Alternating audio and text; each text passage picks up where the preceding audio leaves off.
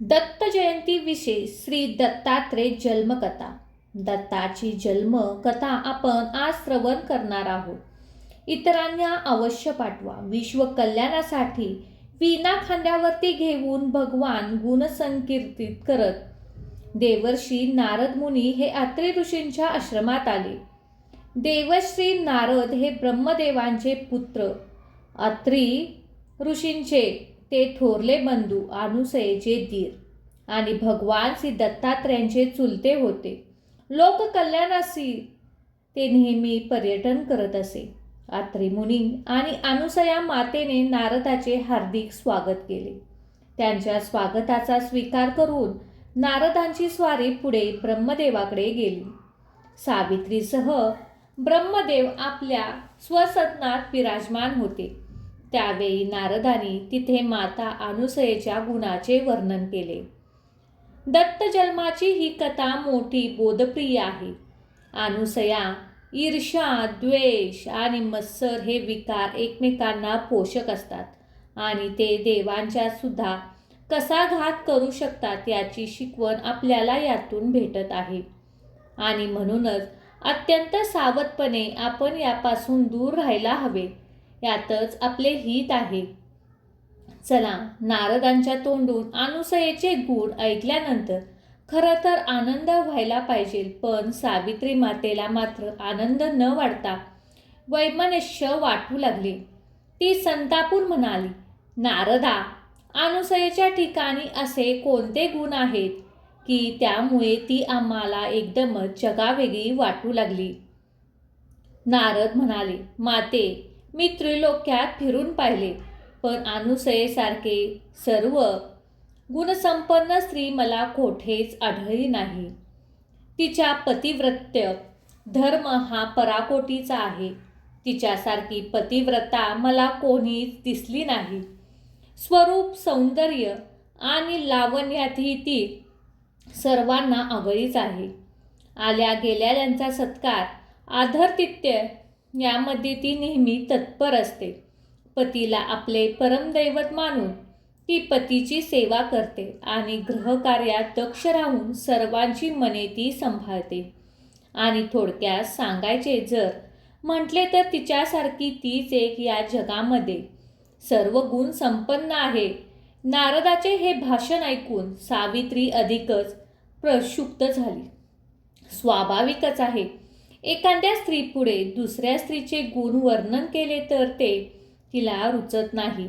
तिला वाटले की मी सर्व स्त्रियांमध्ये सर्व गुण श्रेष्ठ आहे. सावित्रीची अशी स्थिती झाली. ती नारदांना म्हणाली, नारदा, यापुढे जर एक शब्दही बोलशील ना तर मी तुला शाप देईन. नारद म्हणाले, माते, अगोदर माझे बोलणे खोटे ठरवा आणि मग मला शाप द्या.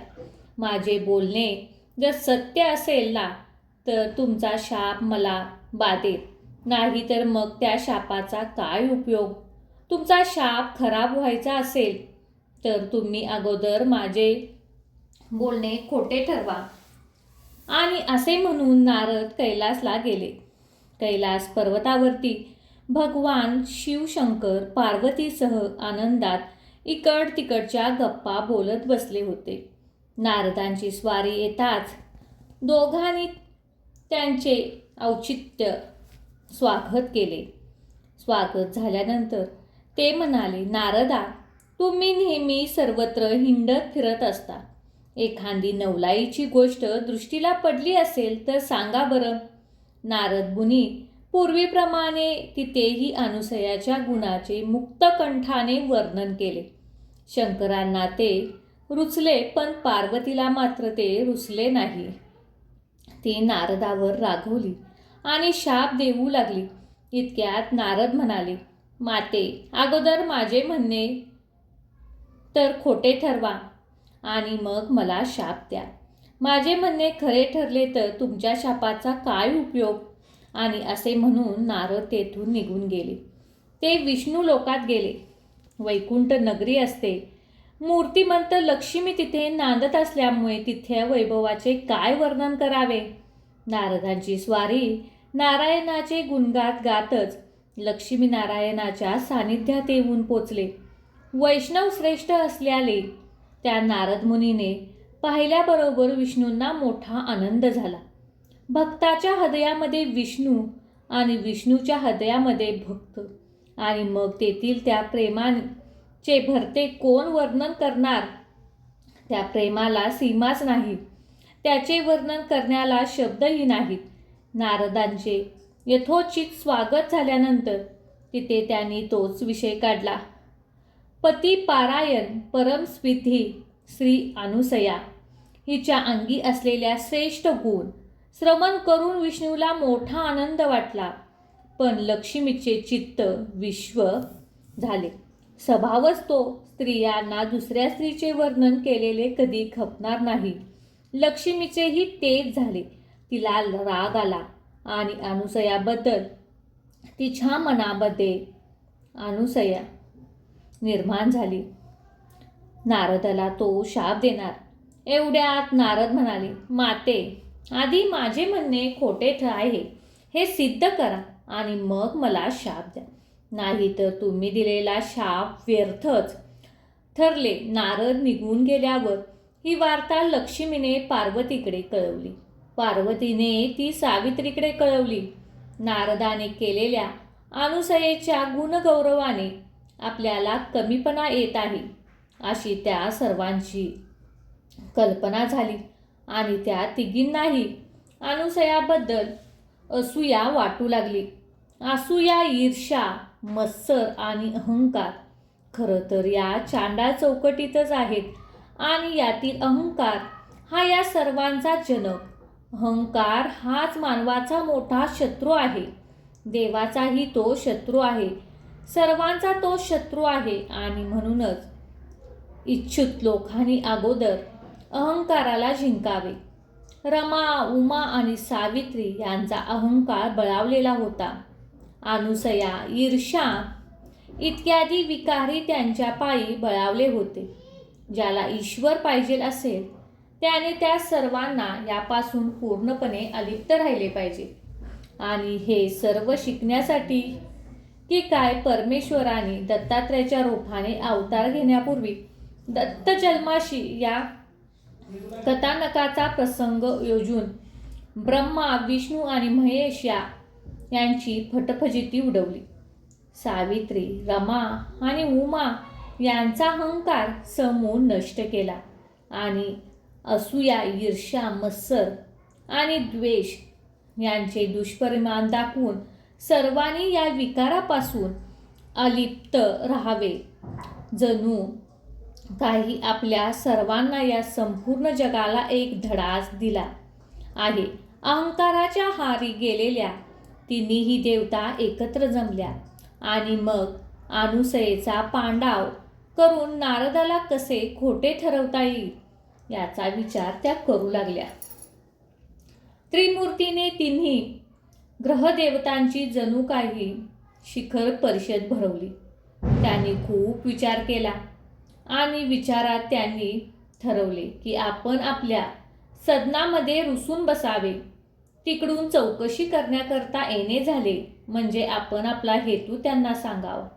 त्रिजगाचे आधीच त्रिदेवता आणि तिघेजण त्रिलोक्यामध्ये सर्वश्रेष्ठ असताना आमच्यापेक्षाही लोकांमध्ये अधिक गौरवली जाणारी ही अनुसया कोण? तिचं सत्व परीक्षा घेऊन तिच्या सत्वाचे हरण तुम्ही केले पाहिजे असे आपण त्यांना सांगू आणि आपली ही योजना सफल झालीच पाहिजे असा त्या तिघींनी एकत्रित विचार केला आणि तिघी आपापल्या लोकी निघून गेल्या. ब्रह्मदेव आपले कार्य आटपून शिनून भागून रोजच्या प्रमाणे घरी आले. पण आज सावित्रीचे पत्ताच नव्हता. ब्रह्मदेव म्हणाले की मी घरामध्ये आल्याबरोबर मितहास्य करून समोर येणारी सावित्री आज काही दिसत नाही. चौकशी केली तेव्हा समजले की बाईसाहेब रुसले आहेत. ब्रह्मदेवांची स्वारी सावित्रीच्या जवळ गेली. अनुनय मनधारणे करीत ते म्हणाले, बाई साहेब, आज तुम्ही का रुसला आहात? काय झाले? कोठे बिघडले? त्रिलोक्यात कोणती वस्तू तुम्हाला हवी आहे? एका क्षणात मी आणून देईन. तेव्हा ताबडतोब सावित्री म्हणाली की एवढंच समज. त्यांची मी पत्नी असताना त्या अनुसयाच्या गुणगौरवाची गाथा आमच्या समक्ष तुमच्या पुढे गायली जाते आणि आम्ही त्यांच्यापेक्षा कनिष्ठ ठरण्याची आमच्यावरती पाळी यावी. आम्हाला याची लाज वाटते. त्या नारदाचे म्हणणे खोटे ठरवले पाहिजे. जा, तुम्ही जा आणि त्याची सत्व परीक्षा घ्या. तिचे सत्वहरण करा, तरच मला संतोष वाटेल. सर्व स्त्रियांमध्ये सर्व गुण श्रेष्ठ मीच ठरली पाहिजे. ब्रह्मदेव म्हणाले की एवढीच ना, मग यामध्ये काय मोठी गोष्ट. जातो, आत्ताच जातो आणि प्रयत्न करतो तो रुसवा टाकून आनंदाने राहा. इकडे कैलासात वैकुंठात अशीच घटना घडली. ब्रह्मा, विष्णू आणि महेश हे तिन्ही देव मोठ्या अडचणीत सापडले. अनुसयेचे सत्वहरण करणे हे अत्यंत अवघड आणि जर नाही घडले तर घरातील रुसवा काढणे हेही अवघड. स्त्री यांच्या छंदाने वागणाऱ्या पुरुषांची कशी त्रिधा उडते, फटफजिती होते हे आपल्याला या कथेच्या निमित्ताने पाहायला मिळते. मग तिन्ही देवतांनी एकत्र येऊन अनुसयाच्या सत्वहरणाची क्लुप्ती योजली. अत्री मुनी आश्रमात नसतील अशा वेळी आपण आश्रमात जावे आणि अनुसयेला नग्न भिक्षेची याचना करावी. अनुसया ही परम पतिव्रता आहे. त्याचप्रमाणे ती अतिथी धर्म पराकोटीचे श्रेष्ठ आणि ती नग्न होऊन भिक्षा घालेल तर तिची पतिव्रताला बाधा येईल. अशी भिक्षा न घालता मला विमुख करेल, तसेच परत पाठवेल तर तिची अतिथी व्रताला बाधा येईल. अशा रीतीने तिच्या सत्वाचे हरण करून आपल्या सगळ्यांचा कार्यभोग उरकेल. त्याचप्रमाणे दुसरा काही उपाय त्यांना दिसत नव्हता. आणि मग असा विचार करून हे तिघेही त्रिलोक्य भवनाचे स्वामी भिक्षुक वैरागी बनले. अत्री ऋषींनी स्वामी तपश्चर्येच्या निमित्ताने आश्रमापासून दूर गेले होते. आश्रमामध्ये फक्त पतिभक्ती पारायण महासती श्री अनुसया देवी एकटीच होती.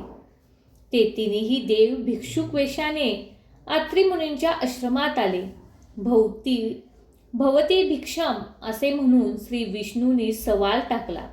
त्याचबरोबर लगेच ब्रह्मदेव म्हणाले, ओम भगवती भिक्षां देई. या दोघांनी भिक्षा मागणे संपते नाही तोच भगवान शिवानी आपल्या निराळ्या थाटामध्ये अलक निरंजन अशी आरोही ठोकली. अतिथीचा सवाल ऐकता क्षणी अनुसया बाहेर डोकावले.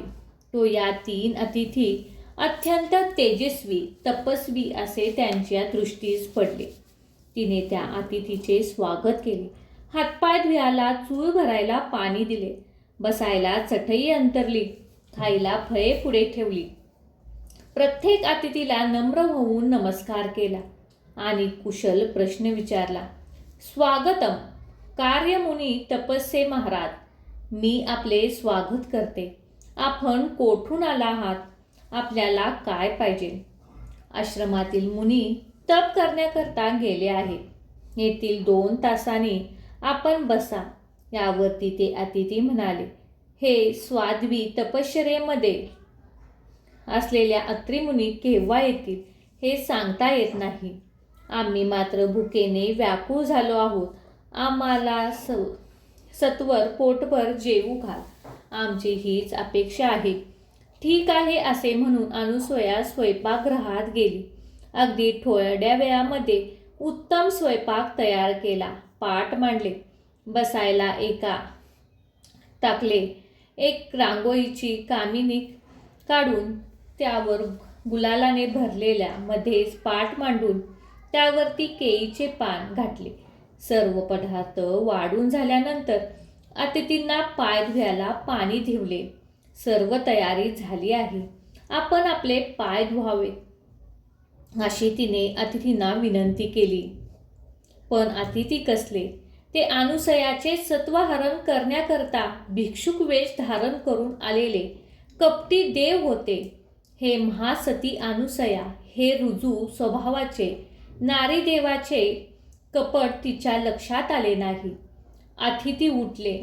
आणि हातपाय धुवून आपल्या पाठावरती बसले. आता हीच वेळ आहे अनुसयेच्या सत्व असे ठेवून ते अनुसयाला म्हणाले, हे महासती, नग्न होऊन तू आम्हाला भिक्षा घालावी अशी आमची अपेक्षा आहे आणि हेच आमचे आजचे इच्छा भोजन आहे. हे जर तुझ्या चान नाही झाले, तुला हे जर रुचले नाही तर आम्ही असेच भुकवले भोजन न करता इथून दुसरीकडे निघून जावे. अतिथीचे हे भाषण ऐकून अनुसया आश्चर्यचकित झाली.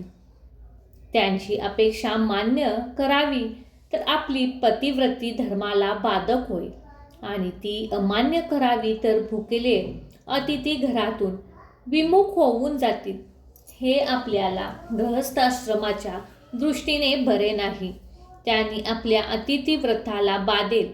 शिवाय ज्या गृहस्था आश्रमाच्या घरातून अतिथी मध्यान्हकाळी विमुख होऊन परत जातो तो त्याचे पुण्य घेऊन जातो असे धर्मशास्त्र सांगते. काय बरं करावं? दोन्ही बाजूने हे माझ्यावर मोठं संकटच आहे. अशा या संकटाला शास्त्रामध्ये उभयंत पहा रज्जो असे म्हटले आहे. कोणीकडे हे मान वळवली तर गळ्यामध्ये गळफास. अनुसयाची अशी अवस्था झाली.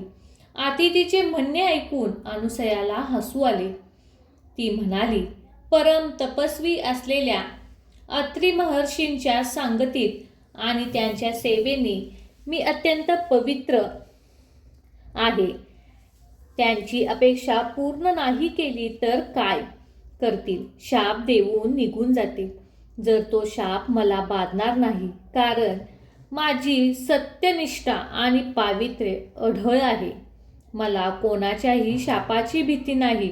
अथवा ज्या अर्थाने एखाद्या अल्लड बालकप्रमाणे भलताच हट्ट धरून हे आडून बसले आहेत, त्यांच्या अर्थी हे वयाने मोठे असले तरीही माझीच बाळे आहेत असे समजून मी यांना वाढले तर काय होईल? आणि याचप्रमाणे विचार सुरू असतानाच ती एकदम स्मरण झाले की तपाला जाताना अत्री मुनींच्या चरणाचे पलाक्षण करून हे तीर्थ एका कमलदंडात भरून ठेवले आहे. संकटकाळी तू याचा उपयोग कर. म्हणाले, तुला संकटाची भीती जाणवणार नाही हे अत्री मला सांगून ठेवले आहे. तर मी मग या तीर्थाचा उपयोग न करावा असा हा विचार करून अनुसया देवघरात गेली. देवाला आणि अग्निनारायणाला नमस्कार करून त्याने अत्री मुनींचे चरणोदक प्राशन केले आणि तो तीर्थादकाचा कमलदरू हातामध्ये घेऊन बाहेर आली आणि आपल्या हातामधील कमलदडूतील तीर्थ घेऊन तिने त्या अतिथीवर शिंपडले. अरे काय मौत झाली पहा! या अत्री मुनींच्या चरणोदकाचा अतिथींना स्पर्श होता. ते तिन्ही अतिथी बालरूपात प्राप्त झाले. ते तिन्ही बाळे जमिनीवर उत्ताने पडून नुकत्याच जन्मलेल्या आणि भुकेने वाळकूळ झालेल्या अभ्रकाप्रमाणे त्या रडू लागली. अनुसयेने ताबडतोब अतिथींना दिलेल्या वस्त्राप्रमाणे आपले वस्त्र बाजूला ठेवून त्या तिन्ही बालकांना पोटभर स्तन पाजून तृप्त केले. अनुसया त्या मुलाचे लालन पालन आणि प्रत्यक्ष ही करत होती, पण तिच्या मनाला समाधान नव्हते. तिला जाणीव होती की ही परकीय धन केव्हा तरी हातचे निघून जाईल आणि शेवटी झाले ते तसेच. तिकडे रमा, उमा आणि सावित्री आपापल्या ठिकाणी बसून सारख्या मार्गाची प्रतीक्षा करत होत्या. आता येतील मग येतील. अनुसयेचे सत्वहरण केल्याची बातमी आम्हाला सांगतील. अनुसयाचा कमीपणा आणि आमचा मोठेपणा जगजाहीर होईल असा विचार करत त्या संचित अंतकरणात बसलेल्या, परंतु कोणाचाही काही पट्टा लागेना. ब्रह्मदेव ना विष्णू ना शंकर. आता मात्र त्यांना अधिकच काळजी वाटू लागली. त्या तिघी एकत्र जमल्या, विचार करू लागल्या. इतक्यात नारदांची स्वारे तिथे आली. नारदाबद्दल तिघीच्या मनामध्ये राग होताच, पण इलाजावास्तव तो उघड न करता त्यांचे लटके स्वागत करत त्या म्हणाल्या, नारदा, बरेच दिवस झाले, अजून इकडची स्वारी काही परत आलेली नाही. आम्हाला काही त्यांची कल्पना नाही. तुम्हाला काही कल्पना असेल तर सांगा. बरे, नारद मुनी या तिघींचा उद्देशून म्हणाले, माते, नुकतेच मी अत्रि मुनींच्या आश्रमात पुन्हा जाऊन आलो. मला तिथे असे समजले की अनुसयेच्या आश्रमात कोणीतरी अति दिव्य तेजस्विनी 3 पुरुष वैराग्याच्या रूपाने भिक्षा मागाय आले. त्यांनी अनुसयेला नग्न होऊन भिक्षा वाढण्याची विनंती केली. नग्न होऊन आम्हाला भिक्षा घाला, नाही तर तुम्हाला शाप देऊ अशी धाकही घातला. परिणाम असा झाला की अनुसयेने आपल्या पतिव्रताच्या प्रभावाने त्या तिघांची बालके व्हायला भाग पाडले आणि आता ते तिघेही अनुसयाच्या घरी खेळत आहेत. अनुसया त्यांना पाजते, नाहू घालते, पाळण्यात घालते, झोके देते, अंगाई गाते आणि तिन्ही मुले ते पहिली आहेत. त्यांचे ते दिव्य आणि अलौकिक तेज पाहून ते प्रत्यक्ष ब्रह्मा, विष्णू आणि महेश असावेत असे मला वाटते. पहा, तुम्ही जा एकदा अनुसयेच्या आश्रमात आणि आपल्या पतिराजांना ओळखून खात्री करून घ्या. देवर्षी नारदांचे हे भाषण ऐकताच तिघींच्याही तोंडचे पाणी पळाले. अगो बाई, काय सांगता आहात नारद तुम्ही, असे म्हणून त्यांनी आक्रोश करायला आरंभ केला. आम्ही करायला गेलो काय आणि झाले काय? आमचा मोठा घाट झाला. आमचे पतिराज आता आम्हाला परत कसे मिळतील? आम्हाला जर ते पूर्ववत मिळाले नाही तर आमचा संसार धुईला मिळेल असे म्हणण्याची पाळी येईल. नारद म्हणाले, माते, तुम्ही महाशक्तिशाली त्रिलोक्याच्या माता. तुम्ही सर्वांना बोध करायचा असा तुमचा अधिकार. मग तुम्ही जर शोक करू लागला तर तुम्हाला धीर कोणी द्यायचा? चला उठा, या अहंकाराने कोणाचे बरे केलेले आहे. द्या अहंकार टाकून आणि जा त्या अनुसयेकडे. धरा तिचे पाय, करा तुमच्या सुखाने संसार. नारदांच्या सांगण्याप्रमाणे त्या तिघी नारदाबरोबर येऊन अनुसयाच्या आश्रमात आल्या. अनुसयाने सर्वांचे स्वागत केले, पण त्या स्वागतात तिघींना काही गोडी लागली नाही. त्यांची मुखे झाले. त्यांनी अनुसयेला नमस्कार केला आणि नम्रपणे विचारले, तुम्हाला कशाची चिंता आहे? मला सांगा, मी यथाशक्ती प्रयत्न करून तुमच्या चिंतेचा परिहार करेन.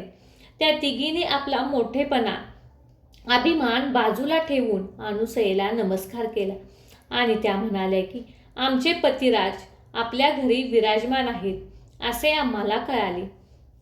तरी आपण आम्हावर कृपा करून ते परत द्यावे.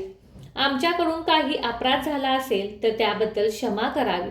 अनुसयाने ती 3 बाळे पुढे आणून ठेवली आणि पहा, घ्या तुम्ही तुमच्या पतींना ओळखून. आपल्या पतिराजाची ही अवस्था पाहून त्या पुन्हा रडू लागल्या. हुंदके देत त्या म्हणाल्या, बाई अनुसये, हे तर आम्हाला ओळखाय येत नाही. शिवाय या अवस्थेत त्यांना घेऊन आम्ही करणार तर काय? तर या जगामध्ये एक मोठा उपवासाचा विषय होईल. तरी ज्या पतिपावित्र्याच्या प्रभावाने तू या बाळे केलीस आहेस, त्या पतिपावित्र्याच्या प्रभावाने तू यांना पूर्ववत कर आणि आम्हास परत दे. तूच हे करू शकतेस. आमचे तुला शतशः प्रणाम. अनुसयाने त्या तिघींची केविलवाणी शब्द ऐकल्यानंतर तिला त्यांची दया आली आणि ताबडतोब उठली. देवघरात जाऊन तिने अत्रि मुनींच्या चरणोदकाने भरलेला कमलदंडू आणला. अत्रि मुनी आणि नारद मुनी तिथे उभे होते. उमा, रमा, सावित्री त्याही तिथेच उभ्या होत्या. सर्वांच्या समक्ष अनुसयेने उजव्या हातात ते पाणी ओतून घेतले. आपल्या प्रभावाने पतिव्रताच्या स्पर्शाने करून तिने संकल्प केला आणि त्या तपाने पुनर्वित झालेल्या त्रिमुनींचे पद बाळाच्या अंगावरती शिंपडले आणि पहाटा ती तिन्ही बाळे भिक्षुक रूपामध्ये प्रकट न होता आपापल्या ब्रह्मा, विष्णू आणि महेश रूपात प्रकट झाली. सर्वांची अंतःकरणाने आनंदाने उथंबली. उमा, रमा, सावित्री यांचा आनंद गगनात मावेनाच झाला. त्याने ताबडतोब अनुसयेला नमस्कार केला. वडील धावकोठेचा भेदभाव मावळला होता. आपल्या पतिराजांना नमस्कार केला. एकमेकींनी त्यांना नमस्कार केला. देवांनी आपल्या पत्नींचा अहंभाव मावळला. असूया, द्वेष आणि मत्सर विकार मावळे आता त्या निर्मळ आणि निर्विकार बनल्या. हे पाहून मोठा आनंद वाटला. आपल्याला लोकांना जाण्यास निरोप घेण्याकरता अनुसयाकडे वळाले. माते, आता आम्ही तुमचा निरोप घ्या. झाले गेले विसरा, क्षमा करा. अनुसया चटकन म्हणाली, आता तुम्ही आपल्या स्थानाला जाणार. माझ्या आश्रमात हा पाळणा रिकामा झाला. घर शून्य झाले. अपुत्रस ग्रहम शून्य. हे तुम्ही जाणताच आहात. मी आता तुम्हाला काय सांगायचे पाहिजे. तुम्ही आताच मला माते म्हणून संबोधले. हे शब्द खरे करा आणि मग निरोप द्या. अनुसयाने हे शब्द ऐकताच तिन्ही देवांनी अनुसयेला वर दिला. आम्ही तिघे पुत्र रूपाने तुझ्या पोटी लवकरच जन्म घेऊ. आता चिंता करू नये. तिन्ही देवताकडून वरदान मिळाल्यानंतर आत्री आणि अनुसया आनंदित झाल्या आणि उमा, सावित्री यांच्यासह तिन्ही देवतांचा सत्कार करून त्यांना खाऊ पिऊ घालून त्यांनी निरोप दिला. सर्व देव आपापल्या पत्नींना घेऊन आपल्या लोकी निघून गेले. आत्री आणि अनुसया यांना मिळालेल्या वरदान आता फलपूर्त होण्यास काळ जवळ आला होता. अवतार घेण्याचा योग्य काळ प्राप्त झाल्यानंतर परमेश्वराने अत्री मुनी आणि अनुसयाला दर्शन दिले. दर्शन स्मित त्रिमूर्तीचे होते. त्रिगुणात्मक त्रिमूर्तीचे हे मंगलमय ध्यान पुढे प्रकट झाल्याबरोबर अत्री यांना मोठा आनंद झाला. देवा, हे तुझ्या आनंदमय आणि मंगलमय असे कोमल रूप गोजिरे ध्यान नेहमीच माझ्या डोळ्यापुढे असू दे. तथास्तु, ते म्हणू लागली. अनुसया पुढे झाली आणि म्हणाली, देवी, मला विसरलात का तुम्ही? माझ्या उतरी पुत्र रूपाने अवतरण्याचे दिलेले वचन केव्हा पूर्ण करा? देव म्हणाले, आत्ताच आम्ही तिघांनी आपले आत्मसमर्थन केले आहे. आम्ही तुला स्वतः देऊन टाकले आहे आणि तुला दत्त झालो म्हणून दत्त या नावाने आम्ही जगभर प्रसिद्धी सेवू. असे म्हणून त्रिमूर्ती तेथून अंतर्धान पावले. पाहता पाहता तेज त्रिमुनींच्या देहात सामावले आणि त्या तेजाळलेले बीज अत्रिमुनींनी अनुसयाच्या उदरी ठेवले. अत्रिमुनी अनुसयेसह माहूरगडाला पुन्हा परत आले. अनुसयाच्या उदरी विसावलेले तेज शुक्ल पक्षीय चंद्राच्या कलेप्रमाणे दिवसोंदिवस द्विगुणित होत लागले. सृष्टी नियमाप्रमाणे आता अनुसया अधिक तेजस्वी दिसू लागली. विश्वंभराच्या भरतीने आता विश्वाच्या कल्याणासाठी आपल्या उदरामध्ये धारण केलेला होता. सच्चिदानंदाचा प्रकाश तिच्या मुखातून झळकत होता. तिचे मंदावलेली होती, मात्र ती स्मृती विद्युत शक्ती प्रमाणे गतिशील होती. तिला आता डोहाळे होऊ लागले. अत्रिमुनींनी अनुसयाला डोहाळे विचारताच ती म्हणाली, अंगाला भस्म लावावे, अद्भुत बनावे, जगाला समुद्देशन सुखी करावे. हे उत्तर ऐकताच अत्रींना जे जाणवायचे ते ताप तोरले. अवतार डोहाळे थाटामाटात झाले. स्वभावात आश्रमात राहणाऱ्या ऋषीपत्नी अनुसयेचे जीवन अहम मोहिनीने पार पडले.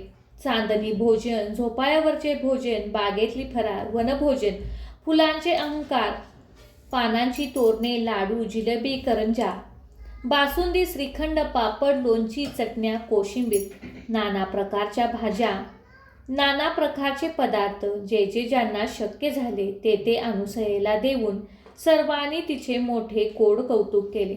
आणि शेवटी ती पावन परभणी समीप आली. माहूरच्या पावन क्षेत्रामध्ये सद्गुरू योगेश्वरी भगवान श्री दत्तात्रयांचा जन्म अनुसयाच्या उदरी झाला.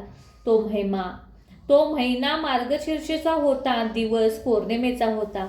बुधवार पश्चिमेकडे भगवान सूर्यनारायण अस्ताला चालले होते, जर दुसरीकडे पूर्व दिशेस क्षितिजावर पूर्ण चंद्राचे बिंब उदयाला येत होते. दोन्ही दिशा रक्त झालेल्या होत्या. आकाशामध्ये जणू काही देवाने गुलालाची उधळण केलेली प्रदोष काळ म्हणजे सायंकाळची वेळ होती. ती अशा सहमुहूर्तावर आज्ञाच्या अंतःकरणावर अज्ञान तिमिराचा निरसन करण्याकरता प्रत्यक्ष प्रबोध चंद्र स्वरूपात महायोगी श्री भगवान दत्तात्रय अवतार. अवधूत चिंतन श्री गुरुदेव दत्त. दिशा प्रसन्न दिसू लागल्या. सज्जनांची मने प्रसन्न झाली. कुमुदिनी उगावल्या. पंखड्याची मने कुमजलेली देव. आनंदाले मानव, आनंदले भक्त, आनंदले अत्री आणि अनुसया यांचा आनंद तर गगनात मावेना असा झाला. आश्रमात आनंद ओसाडून वाहत होता. अत्री मुनी आले, तरी ऋषी आले, ब्राह्मण आले.